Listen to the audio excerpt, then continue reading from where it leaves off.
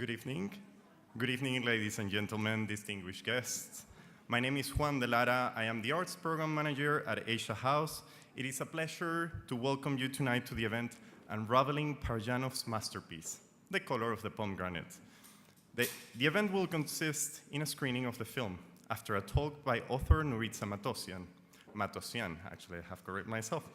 Matossian has been researching the life of Parajanov for over many years. She is also the author of the acclaimed biography of Greek composer Yannis Xenakis, an American Armenian artist, Argyll Gorky.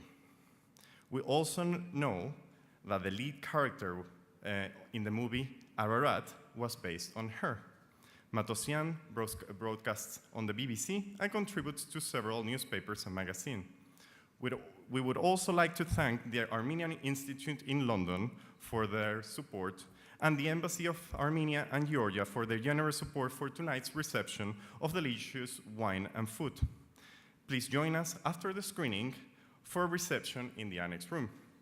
Now, I would like to invite Hayarpi Dermeyan, Consul of the Armenian Embassy to the UK, to give some brief remarks.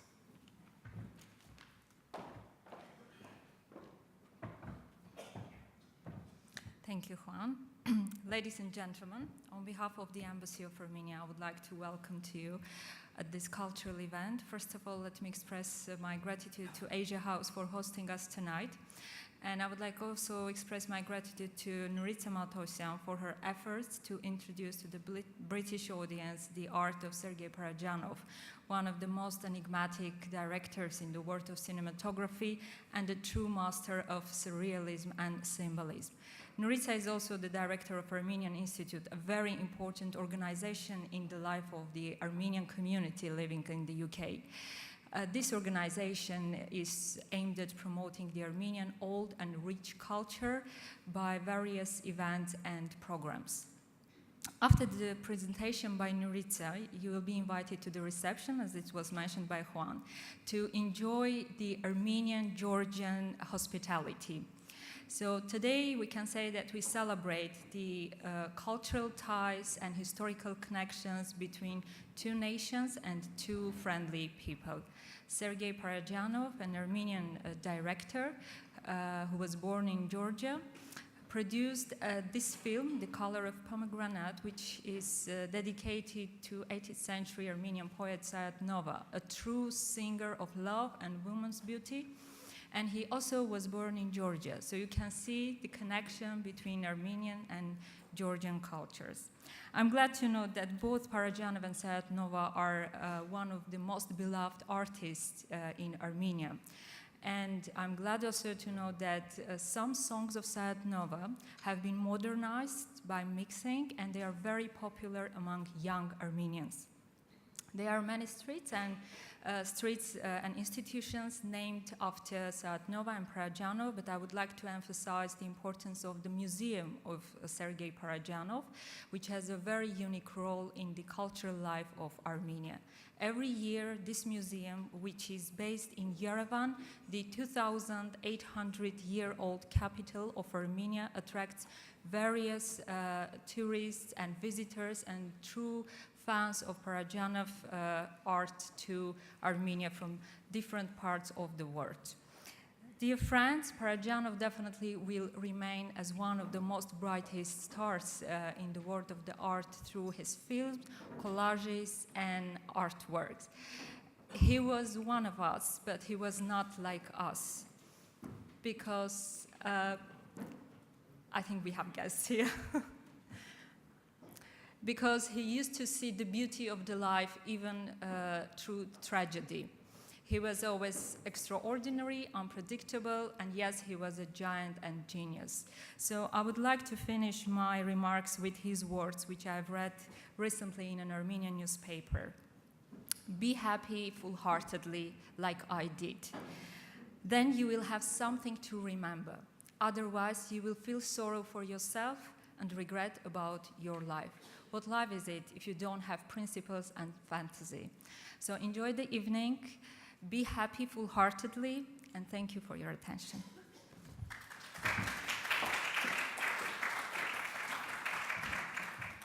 Thank you so much, Hayarpi. That was wonderful, of course. And I would like now to invite Nelly Sholashvili, Senior Counselor of the Embassy of Georgia to the United Kingdom, to give some key remarks as well.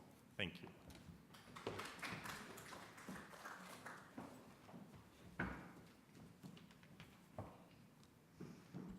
Good evening, ladies and gentlemen, excellencies, dear friends. I will be very brief. As announced, I'm Nelly Sholashvili. I'm representative of the Georgian Embassy in London, and I'm very privileged to have this honor to welcome and greet you on behalf of the Georgian Embassy and the ambassador, who unfortunately was not able to join us tonight, but she sends her best wishes to all of us. The Embassy of Georgia enjoys an exemplary relations with the Asia House, and I would like to take this opportunity and thank them for this excellent cooperation throughout the years. And I have to particularly mention Juan de Lara, with whom I worked during the preparation process of this event. Well, I firmly believe in the strength of people-to-people contacts, and that culture is very much behind the driving force behind it. So the very fact we celebrate Sergei Parajanov's legacy together with the Armenian Embassy and Armenian Institute and all of you here at the Asia House in London, that's yet another proof how culture and the common cultural heritage can create and strengthen these human bonds. So I'm looking forward to Madame Matossian's talk about Parajanov's works, and I'm looking forward to watch once again the Colour of Pomegranates, which actually features one of the most my favorite Georgian actress, Sopikoji Aureli. So I wish all of you a very pleasant evening in this ambience of Sergei Parajanov and, of course, Caucasian hospitality afterwards. Thank you.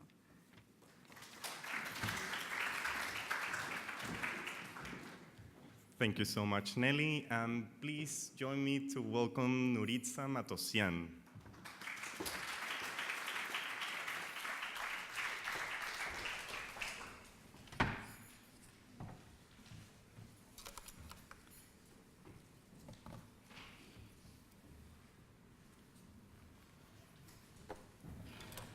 Good evening, Pariyerego.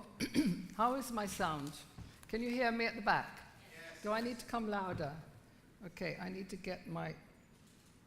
I think I need a little bit more light, if that's possible. Could I? Thank you. Thank you, that's great. So I thank you all for coming this evening to honor Sergei Parajanov. And I'm grateful to both embassies for laying on a wonderful spread. I particularly thank Juan de Lara, who shared his enthusiasm for Parajanov's Colour of Pomegranates, with me, and asked me to speak here. Juan, I've had a wonderful time rediscovering my absolutely favorite film, and I have found so much research material which is new and fresh. And it's made me really rethink Paradzhanov since I first wrote about him years ago. As a founder member of the Armenian Institute, I would also like to point out that Professor Dowsett, whose collection of books we have, 8,000 books from his library were bequeathed, he was the expert on Sayat Nova. And unfortunately, I wasn't able to have his book and read it because all our books are in storage. I'm mentioning this because now that we have been offered a space in Farringdon, we are looking to start the library there, furnish it, and keep it running. And so if there are any donors out here who are interested in Armenian books, I'd love to have your phone number. Okay. So, welcome to the many worlds of Sergei Parajanov. With these pictures, you're entering the home of Paradzhanov and the most comprehensive collection of works of his, and it is the most vibrant museum in Eastern Europe, very often visited, as Hayarpi mentioned. And we're here to unravel one of the great masterpieces of our time, The Colour of Pomegranates is up there with masterpieces by Picasso, Stravinsky, you name it. This is one of the great works which will last. Many of you have seen this film. I'm quite interested to see how many of you haven't. Would you mind telling me if you've never seen it before? Oh, good. Well, I congratulate you. You're in for a marvelous, shocking treat. I'm going to follow the maestro's example in this talk by showing you a stream of images which will fill your eyes with his vision. I won't comment each slide, and you may see them repeated, and that will throw up new synchronicities and new associations when you see them a second time. Now, what do we know of this creator? An enigmatic, persecuted, quixotic genius driven by his many talents. He was impossible to pin down. Is he Armenian? Yes. Was he born in Georgia? Yes. Did he make films about the Ukraine? Yes. Did he love women? Yes. Did he love men? Yes. The attributes go on: musician, artist, costume maker, sculptor, filmmaker, political activist. I'm instinctively drawn to artists who have changed the world. I should say, by their music, art, films, and words, they force me to rethink the entire register of their art through their vision. When I first saw the faded, bootleg version of Colour of Pomegranates, shown secretly after it was bribed away from the Russian embassy a century ago, I remember sitting at the end with tears of joy, because this film enriched me and made me think about cinema in a new way, about my life in a new way. Fellini, Tarkovsky, Truffaut, Pasolini, Scorsese, Dali have been mesmerized by Paradzhanov. Antonioni said Parajanov's Colour of Pomegranates is of a stunning perfection. In my opinion, he's one of the best film directors in the world. And Paradzhanov said, I believe you have to be born a director. A director can't be trained, not even in film school. Directing is basically the truth transformed into images, sorrow, hope, love, beauty. You can't appreciate the work of an artist if you do not understand his life. I'm going to start by telling you of Parajanov's life, then about the life of the poet Sayat Nova, and thirdly, the unique approach of the film itself, how it came to be made in an entirely revolutionary and disturbing way. And what I hope to do is not give you my interpretation of this film, because that's personal. I hope to give you an arsenal of tools so that you can interpret this film for yourselves, bringing to it your own histories, your own aesthetic, your own ideas. The subject of the film is the life of a historic troubadour, bard, or minstrel. Ashur, in Armenian, derives from the Arabic word ashukh, lover. So here we have one artist recreating the myth of another artist. Watch this space. The Paradox of Parajanov. Sarkis Hovsepi Parajanyans was born on the 9th of January 1924 in Tiflis, Georgia, in the Soviet Union, to Armenian parents, Yosif Paradzhanov and Siranush Bejanova, or Bezanyan. They christened him in the Armenian Church of Tiflis. His father was an antique dealer and connoisseur at a time when antiques were denounced by the Soviet system and systematically destroyed. For this, his father went to prison. Paradzhanov liked telling the story of his mother, who was an artist and a very good pianist, who would like to dress up in the forbidden furs and extravagant hats that her husband got hold of, stand on the roof of a neighboring house, and tell stories and enact them for the boy and for the neighbors. One day, he said, in the middle of the story, she disappeared. The roof collapsed. I take this as a jump cut. Young Sarkis grew up with spectacle, theater, myth, fantasy, play acting, music making, coursing through his veins. He inherited a passion for antiquity and an unerring eye Later, when he was broke, he also sold antiques to survive, but most often gave extravagant gifts. The police came to raid the house to destroy antiques. He retold the story. One time, Mother caught me and made me swallow her diamond rings because the police were coming. Afterwards, she would not let me go to school and chased me through the house with a potty. When they got the diamonds back, Father said, "That's a strange child. Those were blue diamonds, and now they're yellow." He had a very happy childhood, probably the reason for his exceptional resilience and courage. Fellini acknowledged his debt to Paradzhanov in his autobiographical film Amar Kord. But what was an Armenian family doing in Tiflis? Well, Armenia and Georgia have a long interwoven history, culturally and politically, as the only Christian countries of the region. In the Middle Ages, they allied against the neighboring encroaching Muslim empires. In the 12th century, Armenians fled Seljuk and Mongol raids to settle in Georgia, becoming active in politics, administration, and economy. Although Georgia was feudal, Armenian merchants and craftsmen enjoyed considerable freedom. There were frequent intermarriages, both ethnicities intermingled, and all of this has a direct bearing on Sayat Nova. In the 19th century, Armenia struggling against the ravages of the Ottoman Empire, the commercial district of Tiflis, Havlabar, was mostly Armenian, with printing presses, workshops, markets, and a population of 75% Armenians. They built 30 churches with characteristic conical domes, mansions, and institutional buildings. An Armenian mayor, Armenian architects, writers, artists. Great friendship between Maxim Gorky and Antranik Tumanyan, the writer, led to Gorky publishing Armenian poetry and studying the language. Composer Aram Khachadurian, playwright Gabriel Sundakian, Hollywood director Robert Mamoulian were all Tbilisi Armenians. Tbilisi is the modern way of saying Tiflis. Sergei Parajanov went to a Russian school number 42.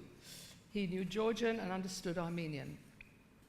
He was familiar with the Armenians living, the famous artists Hagopov Natanyan and the primitive painter Piroshmani. They would be later subjects of his films. After secondary school, he studied 1 year in the Institute of Railway Transport and worked in a state toy factory. Then 2 years in the Tbilisi Conservatoire of Vocal Department and the School of Choreography. So he got voice and ballet under his belt.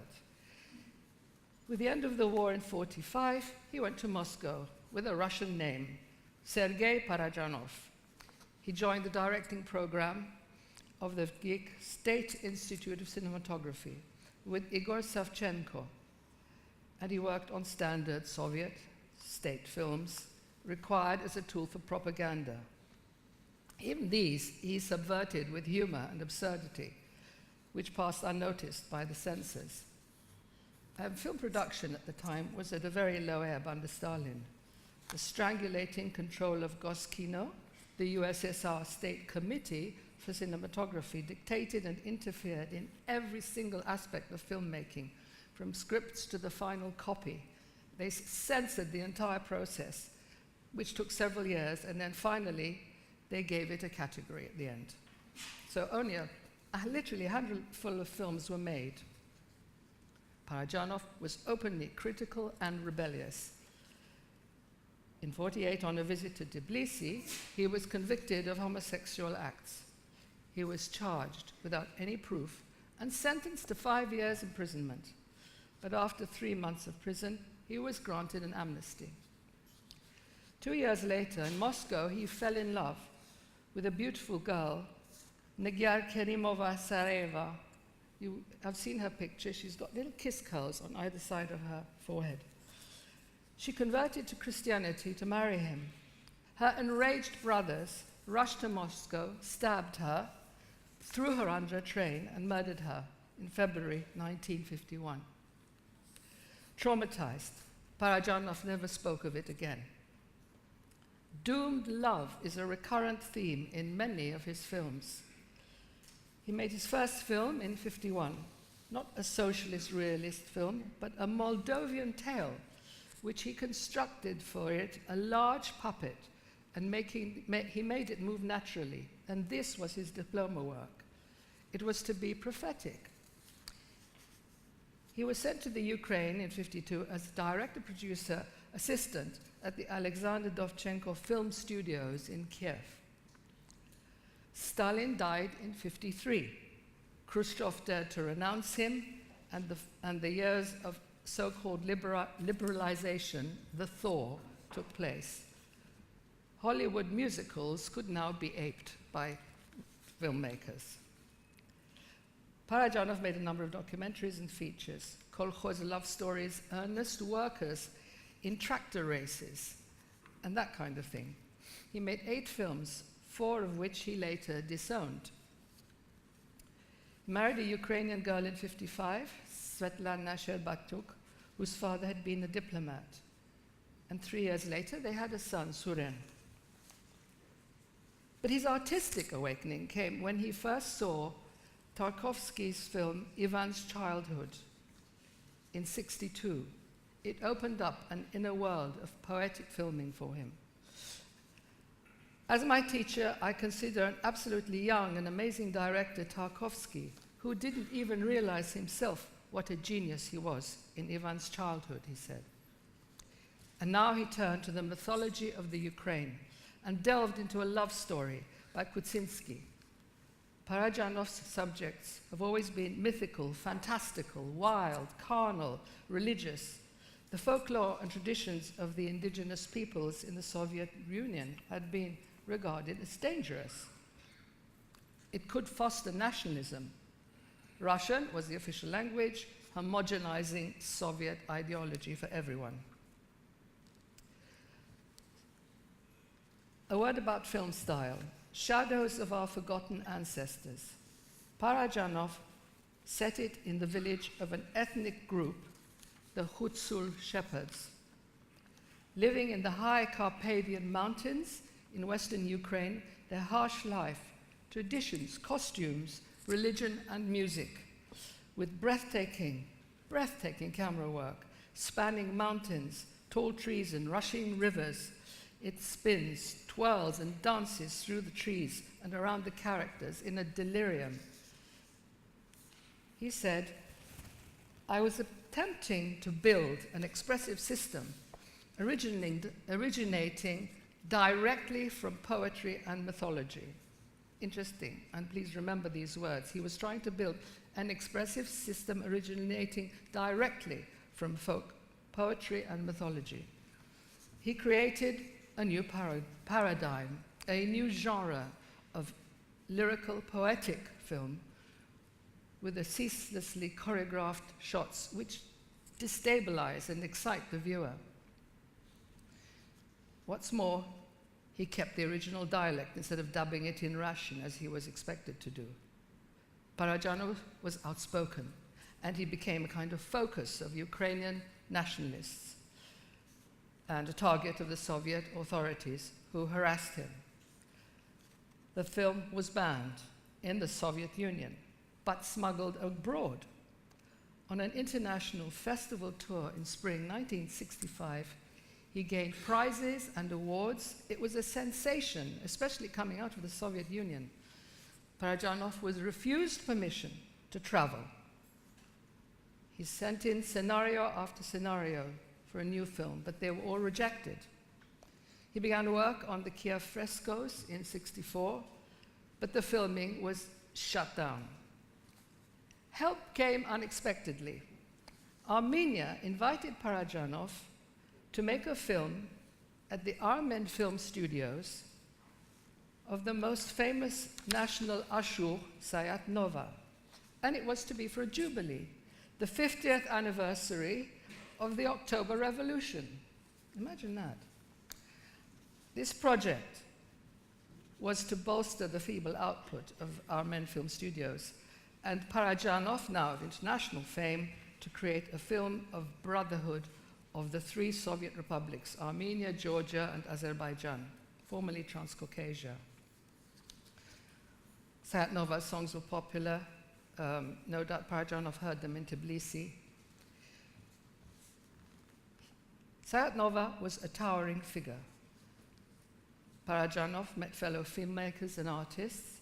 He traveled the country for locations. Ancient stone churches on rocky hills clinging to deep gorges or dug out of the solid rock of a mountain.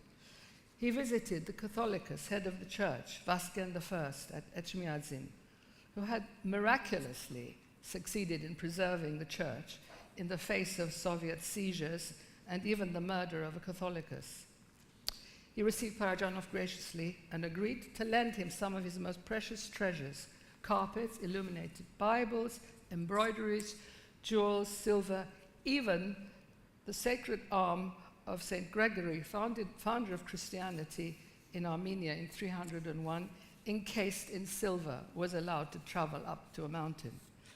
Paradzhanov felt he'd come home and fell in love with the stark, rugged landscape and resilient, dogged people. The large majority of them had escaped the 1915 genocide by the Turks, walking hundreds of miles under fire and attack.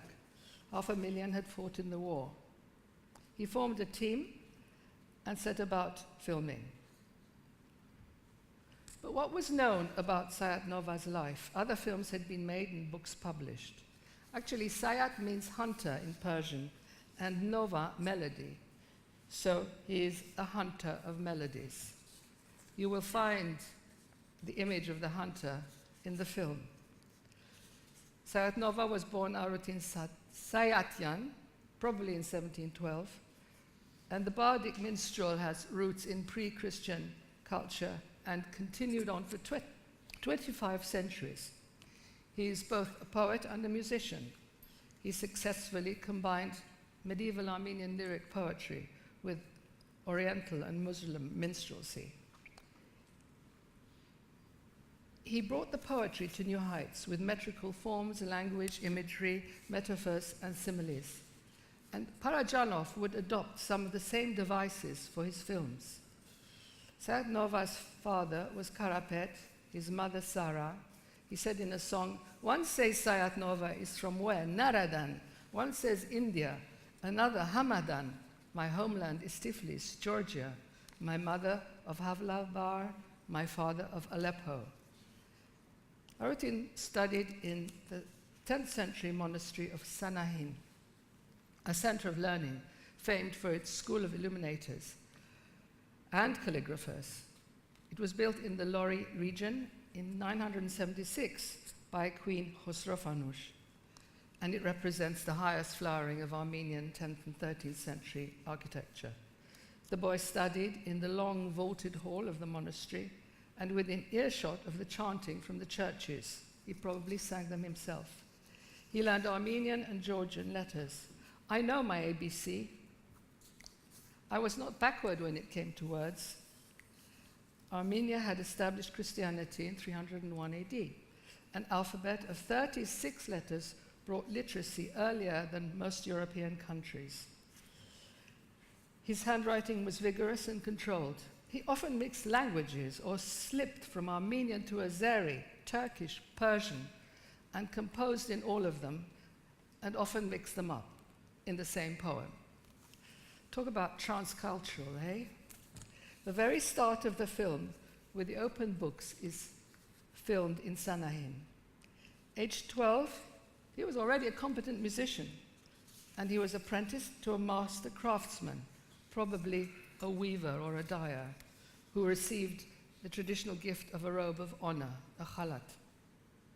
In the film, you will see his parents cover the boy with gorgeous textiles, but he will escape the trade.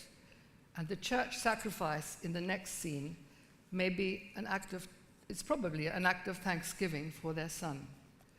And then the boy follows the horse and rider, perhaps on the way to the court of King Irakli.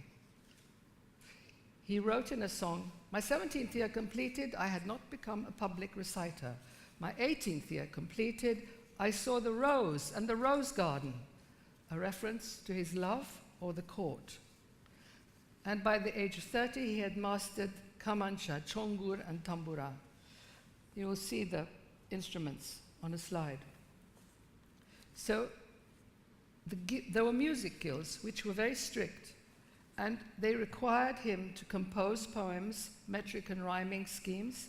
He had to compete publicly, singing and playing an instrument, in ensemble and improvisation.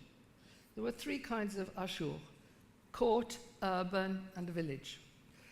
Their poems were not usually written, but ashurs mention their name in the last verse of the song or the poem, always. So they're always signed. He was called to the court of Crown Prince Georgi. He wrote, "The lord of Sayat Nova is Irakli, the royal falcon Khan, king of Kakhetia."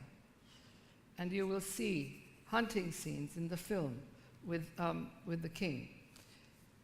The king, in 1736, probably took him and other Georgian nobles to Kandahar, Afghanistan, with Nadir Shah, and then accompanied, it seems that, or it's thought, that Sayat Nova accompanied him on the India campaign. And with his learning and abilities, he could act as a diplomat. And at the court begins the love story with Princess Anna Bagration Batonashvili, sister of Irakli II. Their lives intertwine, and his love poetry flows rich with sensual imagery we hear and see in the film. Kani Wurjanin, as long as I am alive, the poet, drunk with pleasure, invites his beloved to the vineyard, where he sings her praises on the saz. You are mantled, slender cypress bough, in silks and satins.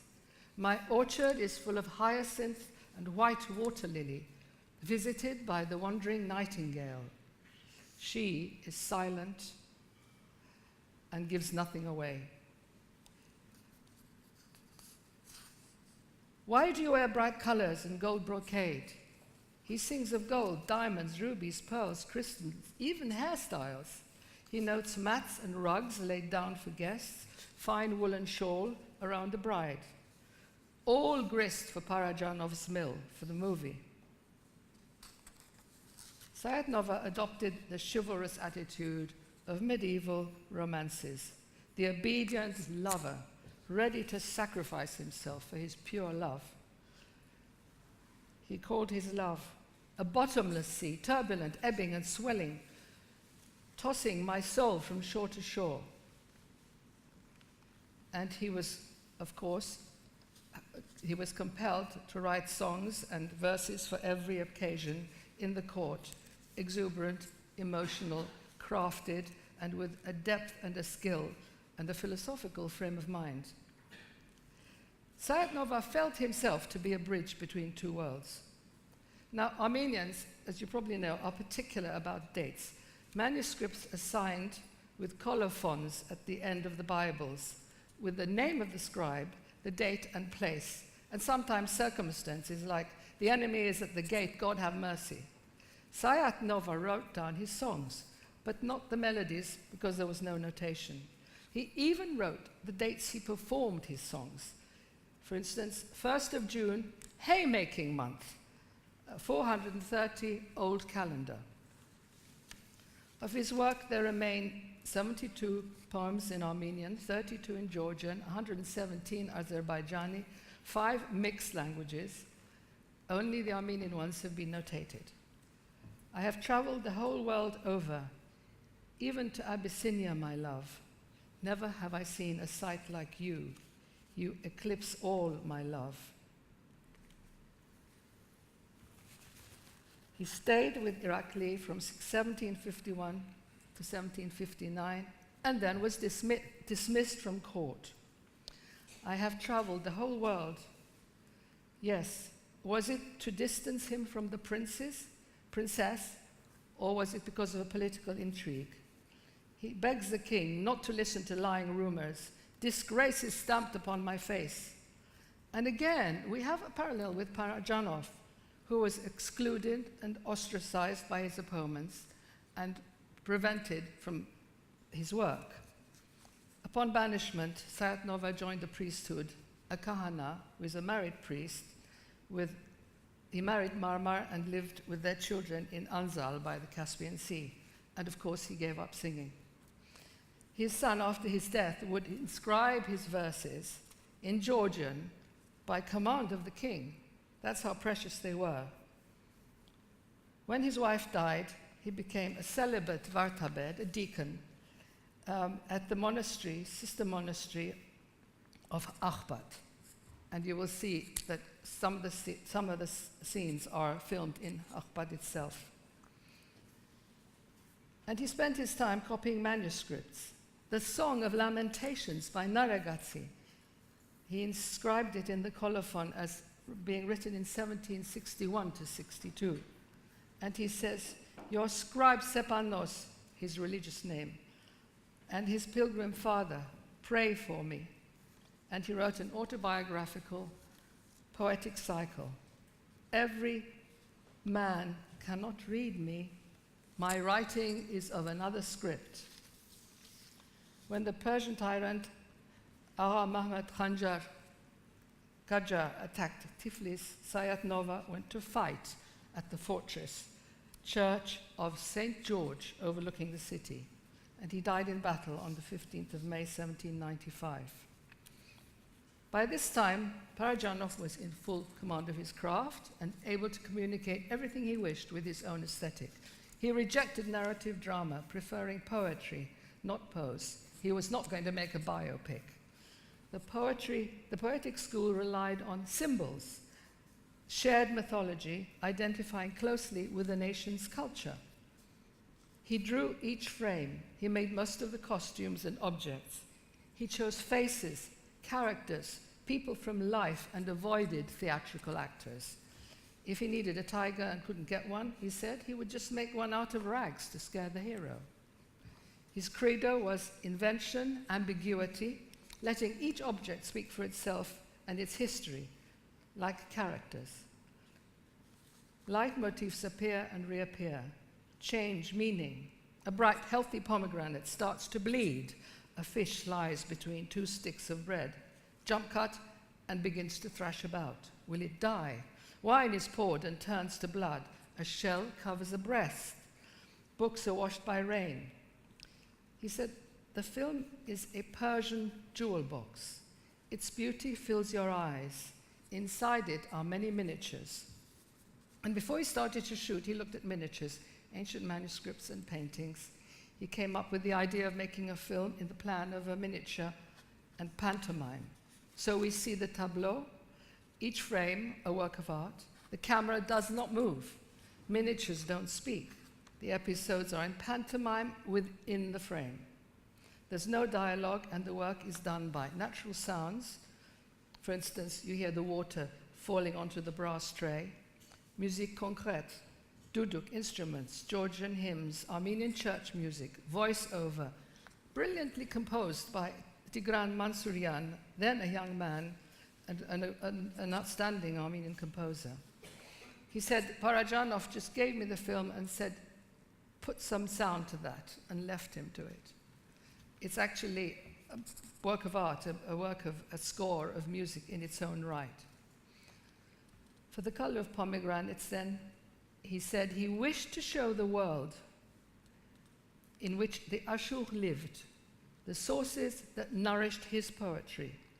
The national architecture, folk art, daily life, and music will play a large role in the film's pictorial decisions.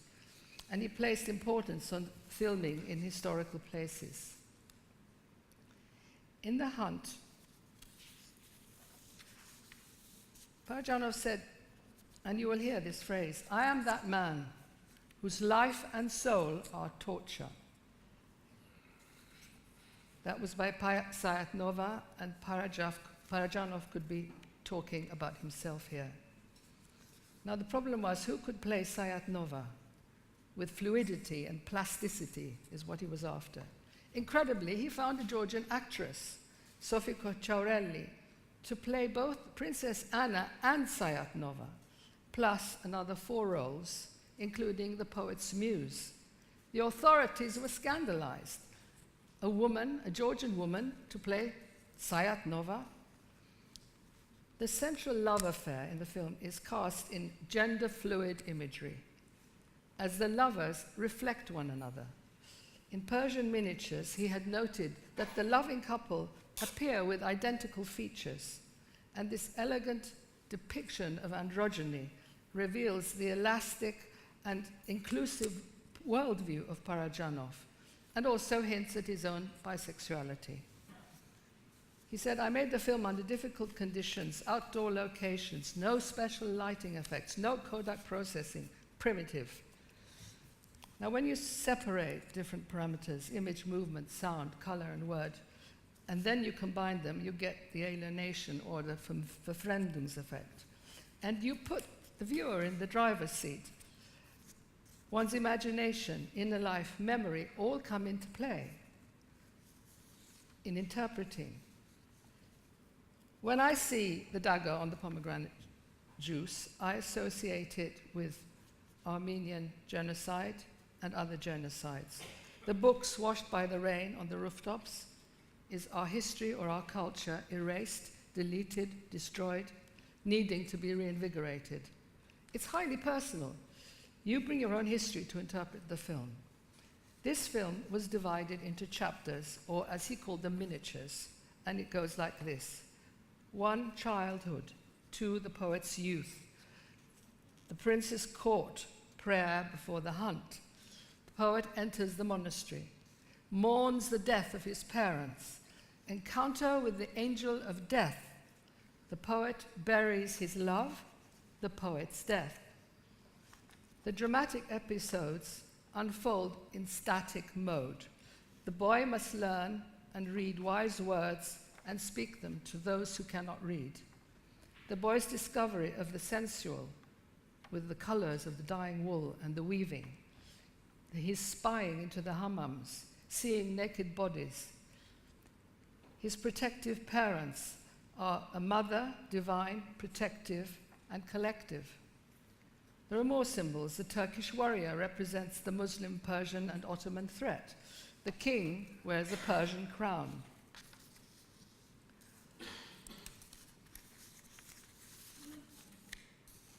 In the hunt, the princess is in riding outfit and she shoots into the sky, but someone drops dead. A metaphor for love. His retreat to the monastery doesn't shield him from temptation, sensuality, or desire. And you see the monks crunching pomegranates, spilling golden syrup. Finally, he succumbs to his desire for wine.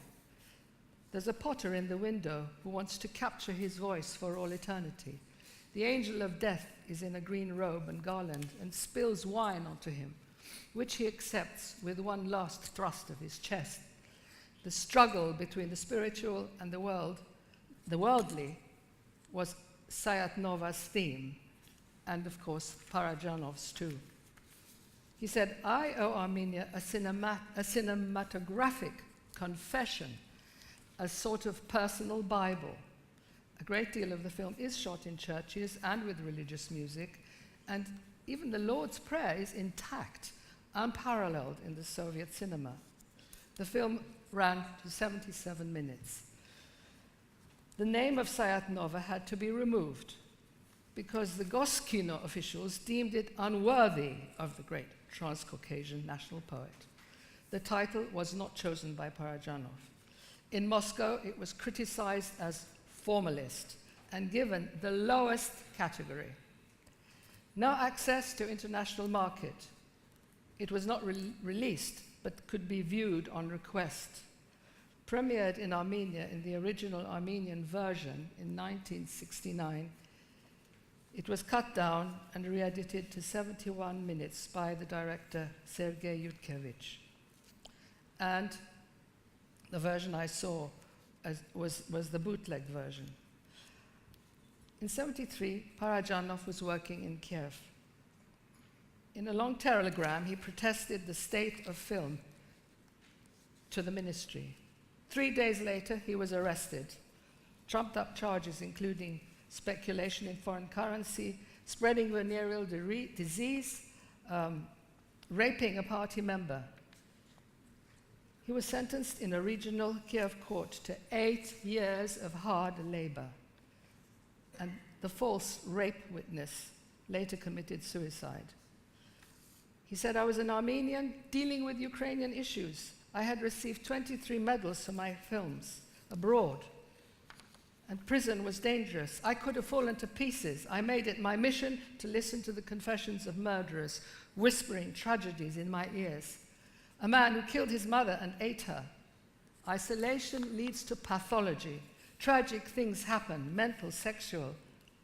But I could draw. In the midst of all that filth, thanks to my art, I achieved an amazing purity and spirituality. Either I go under or I am saved by my art. I wrote 4 screenplays. He drew portraits of the inmates with biro on the backs of cigarette packets, and separately portraits of their genitals. He swept the yard for straw, nails, sifted rubbish for making collages from the dirt. A whole room is devoted to them in the Paradzhanov Museum. But his humor was never far away. One day they were commanded to work with renewed energy. Paradzhanov took his broom and attached a light bulb to the top to show his energy. Under pressure from world-class filmmakers, Truffaut, Fellini, and others, he was released in 1977. The cineast of 2 of the century's great masterpieces was wasted for 4 years in prison, paroled in the 5th year, thrown out in some remote wilderness on New Year's Eve. In Kiev, his house had been ransacked, beloved possessions broken, family photographs and letters torn. What did he do? He made collages out of them. He made art. And you will have seen one with his mother and the photograph of his father cut up. But still his projects were rejected and he couldn't work. He went to settle in Tbilisi, but was refused the right to work. He drew, he made collages, hats, sculptures, wrote scenarios like a man possessed. He lived in a courtyard I have visited, surrounded by kind ladies who tried to protect him. In 1982, he was arrested again in Georgia, imprisoned. He was locked in a flooded cement hut with pneumonia. The water froze around him. 11 months he stayed, and after the 11th month, the court found him innocent. His health was utterly destroyed. Between 1983 and 88, he managed to make 2 films, The Legend of Suram Fortress and Ashik Kerib. His dream was to film his childhood. He wrote a script, Confessions. Armenian friends and film luminaries visited him and offered help. He needed to move to safety. The Armenian government was persuaded to grant funds for a house to be built for Paradzhanov in Yerevan, and work began. An exhibition of his drawings and collages was to be held. Zaven Sarkisian, photographer and director of the Ethnographic Museum, transported the work of Paradzhanov to Yerevan. Paradzhanov happily arranged his artworks and furnished his new home. I had wanted to meet him. For years I had wanted to meet him. And finally, I received a commission to write a feature. And it's strange to say that while I was researching this talk and looking amongst my papers, what do I find but a telegram? Yeah, a telegram with my travel arrangements to Yerevan. I called, but I was advised that he was in hospital in Paris with cancer of the lung. He insisted on returning to Yerevan to die at home on the 20th of July, 1990. 20th of July, the same day as Arshil Gorky committed suicide. 2 artists who had so much in common. Paradzhanov never moved into his new house. It is now the most visited, vibrant, and beloved museum in Eastern Europe, directed by his friend Zaven Sarkisian. Thank you for your patience. Now I have a treat for you. You're going to see Paradzhanov himself in a very short clip, and then we will see the film. Can we have the interview, please?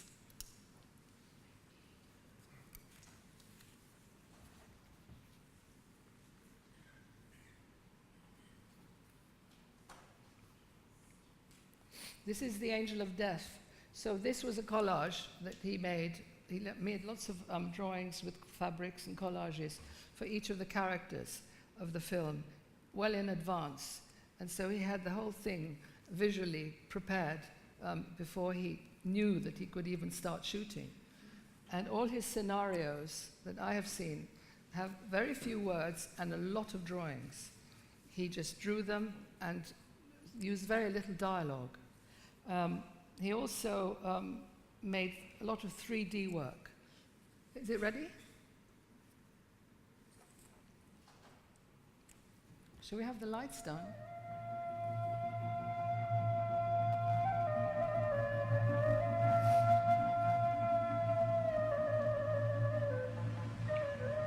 Мне кажется, что режиссером надо родиться. Это та вот детская авантюра, взять инициативу среди маленьких детей и стать режиссером, руководить, создать мистерию, создать пластику, выдумать ее и замучить кругом людей своим артистизмом, пугать ночью маму, бабушку, переодеваться, превращаться то в тетку Чарлей, то в андерсоновских героев, вынимать из сундуков перья и превращаться в петуха или превращаться в какую-то жар-птицу. Это все меня преследует с детства. И мне казалось, что вот это и есть режиссура. Режиссера не выучишь даже в таком идеальном институте, как ГИК. Это не выучишь.